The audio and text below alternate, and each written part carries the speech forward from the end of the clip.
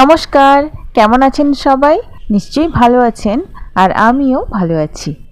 চলুন আজকে অনেক দিন পর আবার একটা নতুন রেসিপি আপনাদের সাথে শেয়ার করি। আজকে আমি বানাচ্ছি বড়ি দিয়ে লাউ শাকের নিরামিষ একটা তরকারি। এটা বানানো ভীষণ সহজ আর খেতে লাগে ভীষণ সুন্দর। তো চলুন দেখে নিই কী কী লাগছে বানাতে।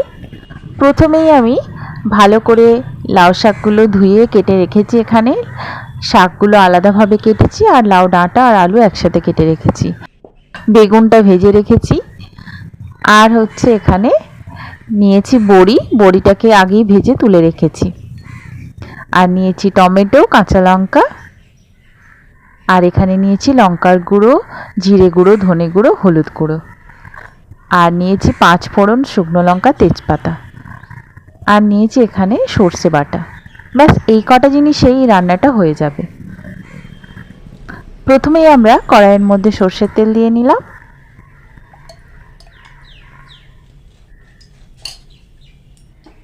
এবার আমি একে একে তেজপাতা, শুকনো লঙ্কা, 5 ফোড়নটা দিয়ে একটু ভেজে নেব।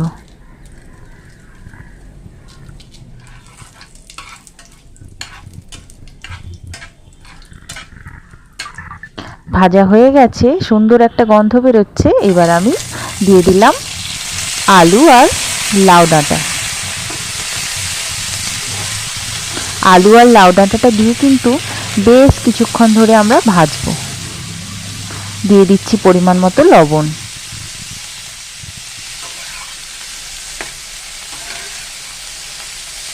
আঁচটা মিডিয়াম করে আমি কিন্তু ভালোভাবে এটাকে ভেজে নেব। ভাজা হয়ে গেছে, এবার দিয়ে দিচ্ছি কাঁচা লঙ্কা, টমেটো। তারপর আমি দিয়ে দিচ্ছি সমস্ত মশলার মিশ্রণটা। একটু জল দিয়ে নিলাম, দিয়ে মশলাটা ভালোভাবে কষিয়ে নেব।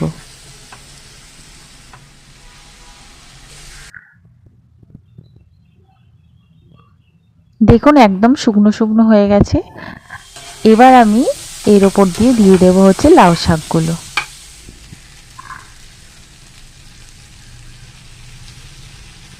লাউ শাক দিয়ে দিলাম। এখন কোনো জল দেব না, কারণ শাক থেকে অনেকটাই জল বেরোয়, তাই জন্য আমি ঢাকা দিয়ে দিলাম।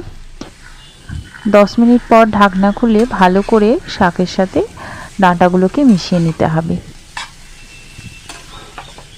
অনেকটা কিন্তু সেদ্ধও হয়ে গেছে, আলুগুলো একদম সেদ্ধ হয়ে গেছে, শাকটাও সেদ্ধ হয়ে গেছে। এবার আমি দিয়ে দেব সর্ষে বাটা। সর্ষে বাটা দিয়ে একটু জল দিয়ে ভালো করে মিশিয়ে নেব। আর মিনিট 5 মতো রান্না করলেই রান্নাটা আমার হয়ে যাবে। দিয়ে দিচ্ছি বড়িগুলো। বড়ি দিয়ে মিনিট 5 ঢেকে রাখলেই রান্নাটা হয়ে যাবে। 5 মিনিট হয়ে গেছে, এবার আমি ঢাকনাটা খুলে নিয়েছি। এবার একটু ভালো করে মিশিয়ে নেব।